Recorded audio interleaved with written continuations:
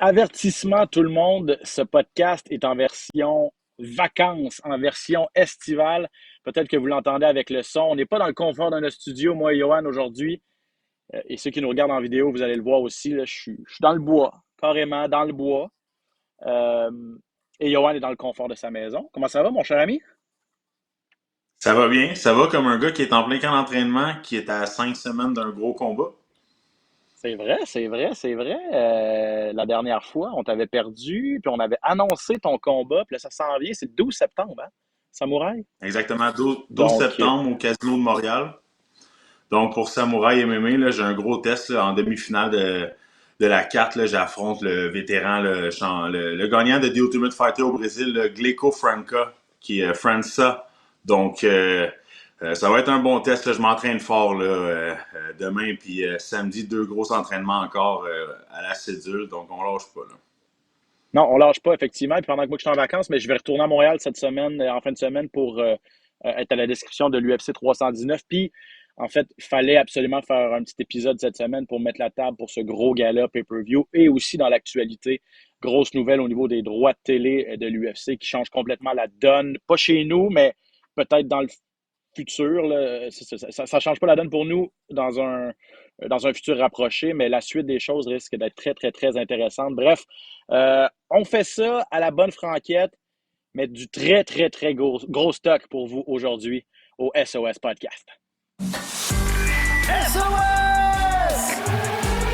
Attention, ça va frapper. Spectaculaire, flamboyant. Des athlètes de haut niveau. Des champions des arts martiaux. Préparez-vous, le combat commence. Dans l'octogone, Ben Baudouin. SOS Podcast! Ah ouais, Ben Baudouin en compagnie de Johan Lennes, très heureux de vous retrouver après quelques semaines de congé pour un autre épisode du SOS Podcast UFC 319 ce samedi du côté de Chicago en grande finale, le championnat des poids moyens de l'UFC. Dricus Duplessis défend son titre pour la troisième fois contre Khamzat Chimaev. Johan, je ne sais pas si tu es d'accord avec moi, mais la carte est superbe. On va la défiler rapidement tantôt, mais la finale est incroyable. Et honnêtement, c'est ça fait longtemps chez les moyens, en fait, que j'ai l'impression que ça fait longtemps qu'on n'a pas vu dans cette division-là un combat de championnat qui est aussi intriguant. Dricus Duplessis est devenu, contre toute attente, a fait taire beaucoup de détracteurs pour devenir un grand champion quand même. Troisième défense de titre, c'est pas rien. Mais on le voyait venir, ce combat contre Khamzat Chimaev. Et Chimaev, ça fait longtemps qu'on l'attend en combat de championnat. Bref, première impression, à quoi tu t'attends samedi pour cette grosse finale? Je serais extrêmement surpris de voir le combat se dérouler sur 5 rounds. Ça va être un combat, comme tu l'as mentionné, là, on ne sait pas à quoi s'attendre. Duplessis qui est arrivé un petit peu rapidement, un petit peu brouillon, un style kamikaze, mais qui réussit à terminer ses combats aussi 9-0 à l'UFC, a jamais perdu un combat, est devenu champion, détrôné Adesanya, a gagné contre Whittaker, dominant. Là, on a Shimaev de l'autre côté qui revient d'une victoire vraiment dominante contre Whittaker au premier round, dans la première minute, qui lui a même brisé la mâchoire. Donc, c'est un combat explosif. C'est vraiment un combat qui est intéressant. Pour moi, ce combat-là, d'une manière ou d'une autre, va se terminer rapidement. Je ne sais pas comment ça va se terminer, mais je vois le combat se terminer rapidement. Peut-être premier round, deuxième round, ça passera pas le Ah troisième ouais. round selon moi. Ah ouais. Euh, C'est deux combattants qui sont très explosifs, hein? 100%. Puis Shimaev, on le sait. Et Shimaev, il y a comme une aura autour de lui. Euh, je veux dire, c'est un dur de dur, c'est un dur à cuire. Tu vois qu'est-ce qu'il a fait à Whittaker. C'est sûr que contre Kamaru Usman, juste avant ça, on dirait que je ne sais pas s'il l'a pris à la légère. C'est un gars aussi qui est déjà arrivé, qui a déjà raté le poids quand il était à 170 livres. Il y a eu des gros, gros faits saillants à l'UFC. Il y a eu quelques performances, bon, coup-ci, coup-ça. Il se pensait peut-être un petit peu plus gros à un moment donné que la machine. Il est redescendu sur terre. Je m'attendais à le voir. Quand il a commencé, tu te rappelles, quand il est arrivé à l'UFC en 2020, il a fait quelque chose. Premièrement, ses deux premières victoires, il les a eues en l'espace de 10 jours. Il y a eu quelque chose comme 4 victoires en l'espace de 2 mois. C'était incroyable. Tout le monde était comme, ce gars-là, l'année est en combat de championnat. Finalement, il a été ennuyé par des blessures, des maladies aussi, là, dans le temps de la COVID et tout ça. Donc, il a Oui. été sur la touche pendant longtemps. ça ralentit un petit peu sa progression, s'est battu un peu moins souvent, mais a gardé quand même cette aura-là de gars qui peut détruire tout sur son passage. Une force physique tout simplement incroyable. Exactement, exactement. C'est qu'il est dominant. Je trouve qu'il a montré beaucoup de maturité aussi. Comme tu l'as mentionné, il est rapidement devenu une grosse tête, Chimaev. Là, écoutez, là, Chimaev est passé rapidement de 0 à 1 million rapidement. Là. Il est arrivé à l'UFC, il y a eu des gros combats, il y a eu des grosses victoires, c'est devenu la tête d'affiche.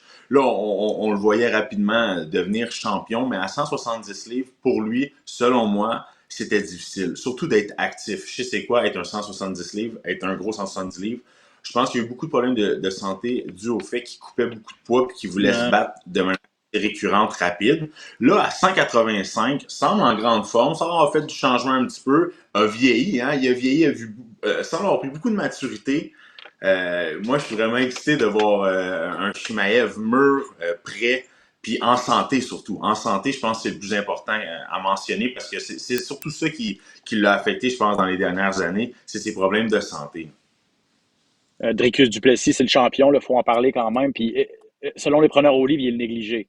C'est assez rare que ça arrive, c'est pas inédit.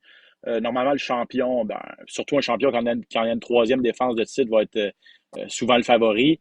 Mais ça vous démontre à quel point Chimaev a, comme je disais, cette aura-là autour de lui, puis le respect d'énormément de personnes parce qu'il est le favori.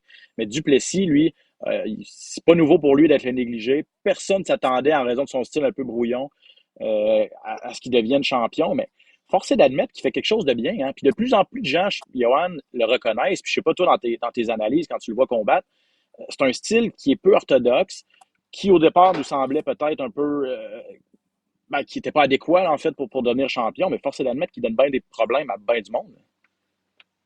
Oui, il donne des problèmes à beaucoup de monde, puis faut pas oublier il est très complet, Dricus Duplessis. Il a une bonne boxe, il est capable de t'envoyer des kicks, il va te lutter. En lutte, il va être en mesure de t'envoyer quelques coups dans le clinch, du bon ground and pound. Donc, il y a 9 soumissions dans toutes ses victoires. Donc, c'est un combattant qui est très complet. Puis, moi, ce que j'ai remarqué dans ses derniers combats, dans ses dernières performances, c'est que c'est un combat qu'on voit évoluer. De combat en combat, j'ai l'impression qu'on voit une nouvelle version de Dricus Duplessis, pardon, à chaque fois. Puis c'est toujours une version améliorée. C'est toujours une version qui semble avoir fait des ajustements. Puis ça, je pense que c'est ce qui fait en sorte que c'est un grand champion. Mais là, va-t-il être en mesure de pouvoir utiliser ces outils-là contre quelqu'un contre Chimaev, qui, comme tu l'as mentionné, c'est l'aura avec laquelle il va entrer dans la cage. L'entrée, les gens, on dirait, il n'y a pas grand monde qui vont pas crier le nom de Chimaev lorsqu'il va rentrer. Donc, j'ai hâte de voir cette pression-là. Quand tu es le champion, puis justement, comme tu l'as mentionné, que tu es en plus négligé, mentalement, ça doit être assez difficile à gérer. Là. Ça me fait penser, avant de passer à la demi-finale, Aaron Pico contre LeRon Murphy, mais derrière toi, ceux qui nous regardent en vidéo, là, derrière toi, tu as un poster Chimaev contre Diaz. C'est ce Ouais. gars-là qui se déroule à New York, si je ne me trompe pas, C'était à où Toronto, ça. c'était à Toronto, et puis le Chimaev est arrivé vraiment, devait affronter Nate Diaz à 170 livres, est arrivé vraiment trop élevé. À 24 heures d'avis, on a viré à la carte de, de, de tous les côtés. C'est Tony Ferguson qui Exact. s'est retrouvé en finale contre Diaz, Chimaev en demi-finale contre Kevin Holland. Tout était sur cette carte-là? Ouais, exactement. C'est cette carte-là. C'est à Toronto. Ça, c'est mon dernier combat que j'ai fait. C'est mon dernier combat que j'ai fait à Toronto. Ouais, exactement. Mon dernier combat pour l'organisation. Ouais, c'était ça.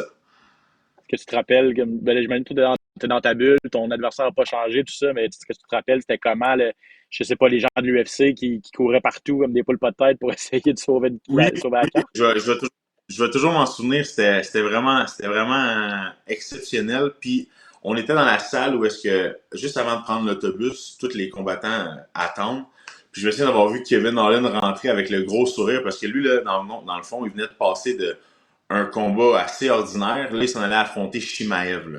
Tu comprends? Je pense qu'il venait de cash out quelque chose comme un 200-300 000 là, pour son combat pour affronter Shimaev. Fait qu'il était rentré, il avait fait le signe comme pas sûr que je vais le gagner celui-là, mais je viens de faire un bon montant, fait que c'est correct, tu sais.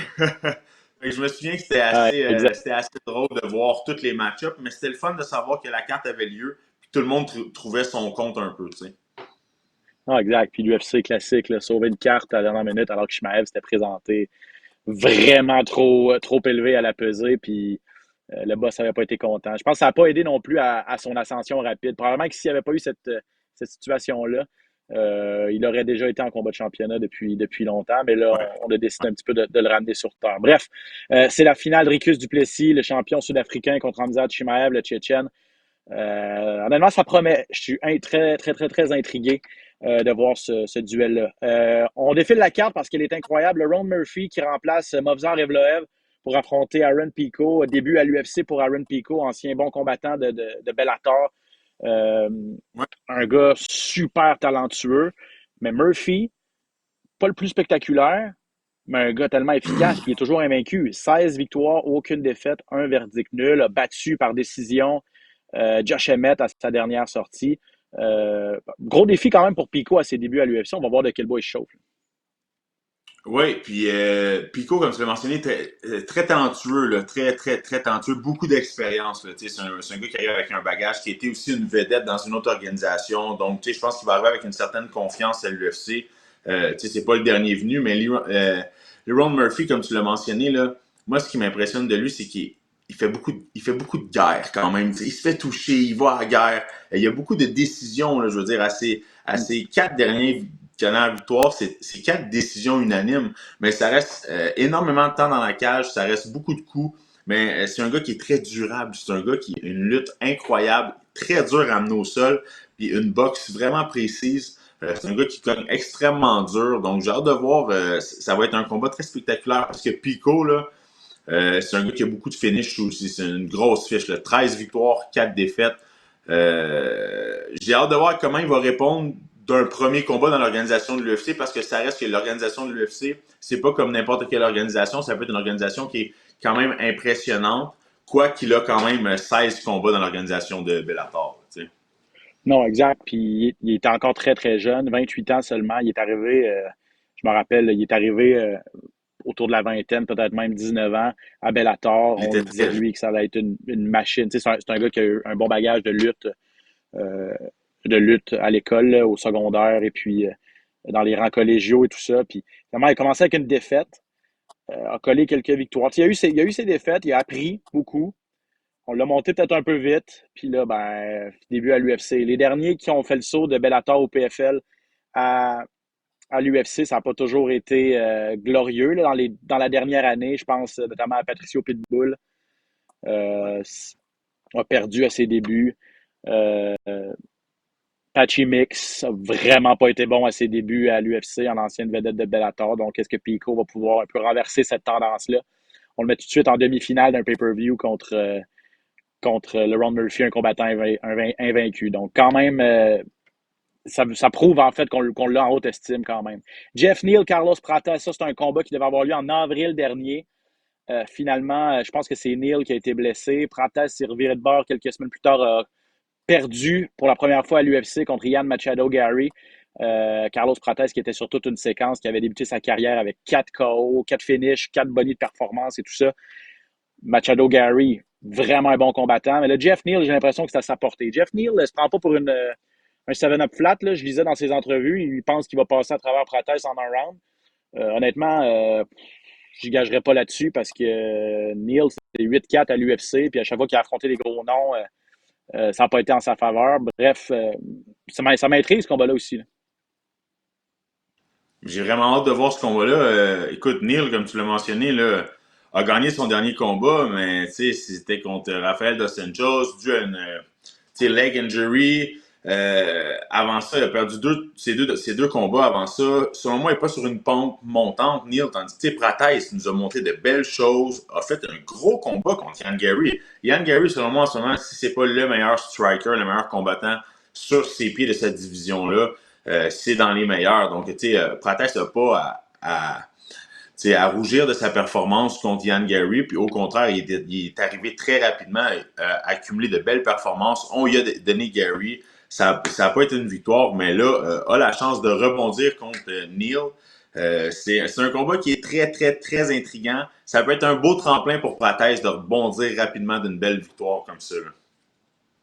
Exactement. Représentant des Fighting Nerds, Carlos Prates. Puis le dernier combat sur cette carte principale qui est spectaculaire, en fait, et qui attire vraiment l'attention, c'est Jared Cannonier, ancien aspirant, le vétéran, Ouais. contre Michael Venom Page, qui, lui, mine de rien, à l'UFC, fait juste des super belles performances. Je suis un peu surpris que Venom Page, je ne sais pas s'il veut passer de façon définitive à 185 livres, parce que moi, je le voyais très bien à 170 livres faire des vagues. Euh, mais là, autre combat pour lui à 185 contre Jared Cannonier. Bon test aussi. Cannonier, je veux dire, on pense qu'il est sur la pente descendante, on pense que c'est terminé, puis finalement, il rebondit toujours avec des très, très belles performances, notamment contre Roman Dolidze récemment. Comment tu vois ce combat-là? Venom Page aussi, un striker quand même assez Ben, technique. je pense que je peux comprendre Page de vouloir être à 185 livres parce que son style va l'avantager beaucoup. C'est plus un combattant qui va travailler au niveau de sa distance puis sa vitesse. Il est fait long, il est fait grand, 185 livres, il tire bien son épingle. Puis il est très rapide. Il est très rapide, il va être plus loin, plus à distance tout le temps. Il a une bonne force de frappe. Beaucoup plus mobile à 185 livres que dans sa catégorie, ça doit être dans les plus mobiles, dans les plus rapides. Donc, peut-être qu'il veut vraiment exploiter cet aspect-là au niveau du combat. À 170 livres, tombe avec des gars comme on a mentionné, Yann Gary, Jack de Ouais. la Mandolena en ce moment. Des gars précis, rapides, qui sont très explosifs aussi. Donc, je pense que il veut pas Michael Page. Lui aussi, là, il est plus en fin de carrière qu'il était dans son ascension. Ce combat-là, honnêtement, je vois un Page rester à distance parce qu'à courte distance, Cannonier a beaucoup de puissance. Là. Ouais, c'est un ancien poids lourd. Cannonier, c'est le gars qui s'est battu. Il s'est battu chez les lourds, chez les mi-lourds, chez les 185. Il s'est battu à 170, sauf erreur. Il est revenu à 185. Bref, c'est un gars qui a énormément de puissance parce que c'est un gars qui part des poids plus lourds. Deux défaites à ses trois dernières sorties. J'ai dit Roman Dolidze, mais c'est Grégory Rodriguez à son dernier combat au mois de février. Puis il s'était fait Ça a toucher. été. C'était un combat Ouais, qui avait été difficile. ouais, ça me revient, là. Puis les deux premiers rounds, ça avait été très, très, très difficile. Il avait survécu. Grégory Rodriguez, on le sait que c'est un méchant cogneur aussi. Mais il a manqué de gaz carrément, le Brésilien. Puis Cannonier, avec toute l'expérience, a réussi à laisser passer la tempête, gagner le troisième, puis finir ça au quatrième parce que Rodriguez n'avait plus rien dans le réservoir. Mais ça va pas arriver avec Venom Page. C'est un gars qui est habitué quand même. Il en a fait beaucoup chez Bellator. Puis c'est un gars qui n'a pas un style non plus où comme tu dis, c'est un gars, un gars à distance, un gars de kickboxing, alors que l'autre, c'est un gars qui fonçait, puis qui avait juste une vitesse, qui fonçait sans arrêt en puissance, alors que Venom Page est plus technique. Non, ça va être intéressant. Bref, l'UFC 319, une super belle carte. 20h, TVA Sport 2 ce samedi. Je vais être en compagnie de Valérie Letourneau et Pat Côté. Puis pour la télé à la carte, la portion payante dès 22h.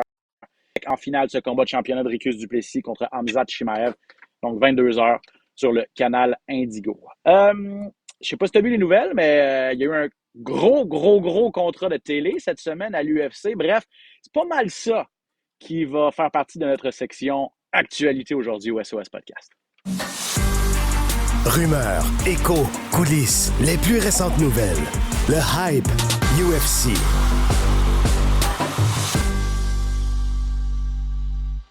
Ah ouais, ça aussi, Johan, c'est tombé pendant que j'étais à la plage, là, ici, avec la petite famille, le communiqué de presse, entente de l'UFC avec Paramount Plus et Skydance, une entité médiatique qui a signé les droits de télédiffusion américains à partir de 2026 pour 7 ans, en moyenne 1 milliard 100 millions de dollars par année, donc 7,7 milliards de dollars sur 7 ans pour cette entente de 2026 à 2033 plutôt. Et honnêtement, et autre grosse pièce là-dedans, c'est que c'est la fin du modèle pay-per-view aux États-Unis pour l'instant.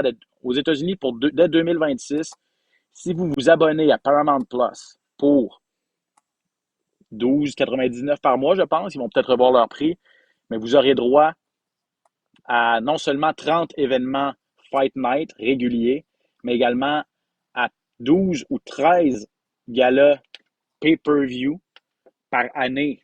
Les galas où on place les têtes d'affiche de l'organisation, où il y a tous les combats de championnat, et ce, pour le même prix. Honnêtement, ça change complètement la donne. Pour ceux qui travaillent dans le domaine des médias comme moi, depuis longtemps, là, honnêtement, on ne l'avait pas vu venir. Et ce que ça change pour nous présentement, ben, c'est pas grand-chose, Johan, parce que pour l'instant, c'est juste aux États-Unis où c'est la fin du modèle pay-per-view. Donc, si vous êtes au Canada, même si vous abonnez à Paramount Plus, c'est disponible, mais vous n'aurez pas accès à l'UFC sur votre plateforme et vous n'aurez pas accès au pay-per-view non plus. Il faudra encore passer par Indigo ici au Québec pour avoir accès au pay-per-view. Bref, je ne sais pas comment toi tu vois ça et tout ça, mais c'est une bonne nouvelle. Pour le fan, c'est une bonne nouvelle. Pour le fan américain, c'est une bonne nouvelle parce que pour un seul abonnement, tu as le droit à 100% de ton contenu UFC. Ouais, c'est ça. Je pense que c'est bon pour les Américains, tu sais. Mais après ça, est-ce que c'est bon pour nous? Est-ce que c'est bon pour les combattants? Est-ce que c'est, tu sais, c'est surtout ça qu'il faut voir. Je pense que on sait déjà là que, tu sais, les combattants, c'est ce qui est le plus important là-dedans. Tu sais, c'est eux qui font vivre le sport. Ok, oui, l'UFC c'est important, ce qui vient autour, mais tu sais, je pense qu'il faut qu'on pense aux combattants là-dedans. Puis, ça va être de voir ce que ça va amener. Est-ce que les combattants vont être plus payés? Je ne penserais pas. Est-ce qu'il va y avoir des avantages que ça peut apporter au niveau des combattants? Est-ce que ça va changer des choses? Tu sais, pour moi, en ce moment, tu sais, c'est un gros point d'interrogation, là, tu sais. Ouais, cet aspect-là des combattants, ça revient souvent. Euh, bon, Dana White a dit quand même que les bonnies de performance allaient être augmentés. Ça, je vous rappelle que c'est 50 000 pour un boni de performance ou un combat de la soirée. Et c'est à peu près 50 000 depuis 10 ans. Là. Ça n'a pas augmenté depuis longtemps. Là, je veux dire, il est temps que ça augmente. Est-ce que les bourses d'entrée, est-ce que c'est surtout pour les combattants qui sont des combattants de la sous-carte, des combattants qui commencent leur carrière, est-ce que eux, leurs bourses vont augmenter? Ça, c'est une bonne question. Puis, ce que Georges Saint-Pierre, notamment, parmi d'autres, soulevait comme question aussi dans les médias, c'est, ces gars-là, Georges, à son époque, faisait la très, très grande majorité de son argent avec ce qu'on appelait les pay-per-view points. Ça veut dire que ses agents négociaient avec l'UFC, parce qu'ils se battaient toujours sur la télé à la carte, négociaient une partie des revenus des ventes télé à la carte. Je vous donne un exemple. 5 par pay-per-view vendu. Si on en vendait 1 million, ben c'est 5 millions dans les poches de Georges Saint-Pierre. C'est comme ça qu'il faisait la très, très grande majorité de sa bourse. Là, s'il n'y a plus de vente de gala, ben, il faut trouver une autre façon pour rémunérer ces combattants vedettes-là qui sont en vedette de ces galas pay-per-view. On ne peut plus les appeler pay-per-view, mais ces galas à numéro, là, comme le 319 en fin de semaine. Donc ça va être intéressant à suivre. Il va falloir vraiment que les agents de joueurs, les managers, mettent leurs pieds à terre et soient créatifs et soient durs dans leurs négociations, en fait, parce que là, ils ont le beau jeu, ils vont dire, regardez, là, vous faites juste en droit de télé, vous avez des revenus d'1,1 milliard par année. Faut que les combattants, faut que ça suive aussi à un moment donné. On verra qu'est-ce que ça va donner, effectivement. Mais j'espère que ça va faire augmenter le niveau de l'eau un peu là, pour tout le monde, pour faire augmenter le bateau de tous. La compagnie, c'est bon pour la compagnie et pour l'UFC qui, qui double, plus que double ses revenus. Là. Le dernier deal, c'était 1,5 milliard sur 5 ans avec ESPN. Là, on parle de 1 milliard par année. C'est exponentiel l'augmentation en pas si longtemps. Là. Donc, pour l'UFC, il fait plus d'argent. Il faut qu'il y en ait une partie aussi qui se retrouve dans les poches des combattants. Puis au Québec, ben, qu'est-ce que ça va donner? Parce que Paramount Plus, Johan, c'est pas caché de dire qu'ils aimeraient ça à un moment donné, être la destination de l'UFC à travers le monde. Ils veulent rendre leur application et leurs services disponibles dans tous les pays. Puis là, ben, il faut qu'ils achètent les droits nationaux dans tous ces pays-là. Ils ont dit, quand ils vont devenir disponibles, ben, on a une fenêtre de négociation exclusive. Je te donne un exemple. Au Canada, avec Sportsnet, il reste encore 3 ans. Donc, dans 3 ans, est-ce que Paramount Plus va être agressif pour dire on rapatrie les droits canadiens aussi sur notre plateforme? T'sais? Donc, ça aussi, ça va être à surveiller. Pour l'instant, Sportsnet TVA est encore la destination. Mais non, ça vient de changer la donne. Puis là, ce qui est bon, c'est qu'on pensait aussi que ça allait aller juste sur du streaming.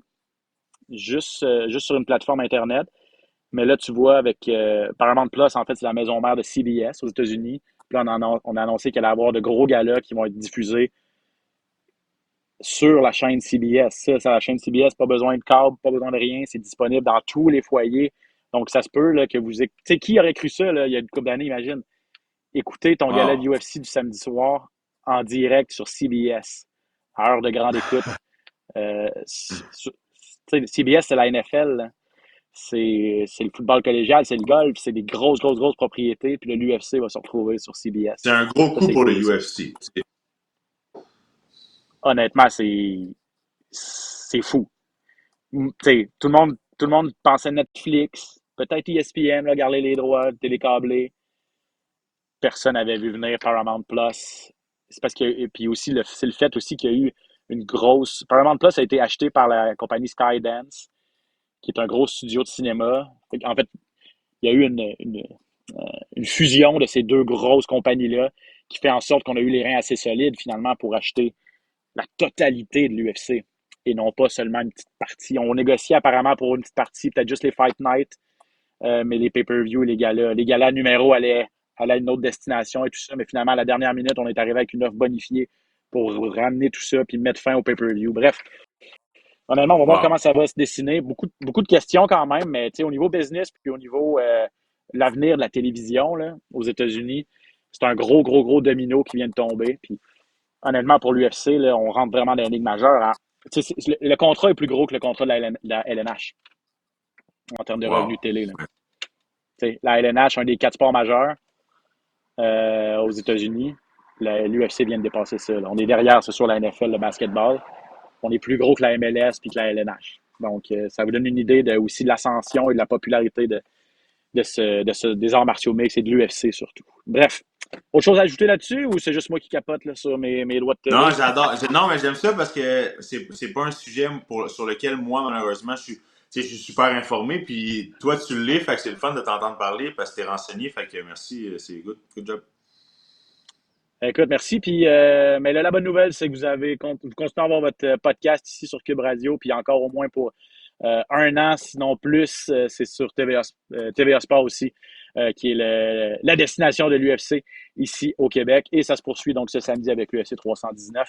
Hey, merci d'avoir été avec nous pour ce podcast estival et de vacances de notre côté. Johan, merci. Je te laisse retourner à ton entraînement. On va parler dans les prochains épisodes, c'est sûr, de plus en détail de ta préparation avec ton gala. On va recevoir dans les prochaines semaines Daniel Lafont aussi de Samouraï pour vraiment bien mettre la table.